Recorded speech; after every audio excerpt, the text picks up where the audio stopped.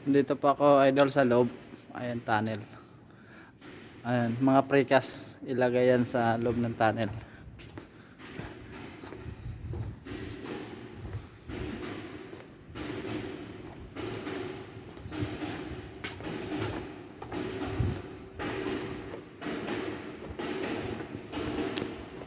Makadto ako sa ano, doon sa tunnel. Makadto ko dito kay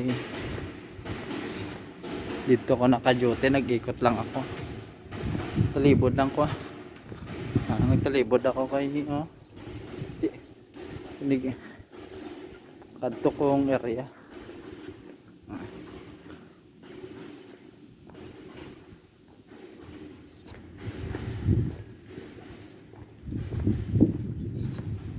Salamat po sa mga ka-idol ko Ano nyo naman yung video ko idol Maraming salamat.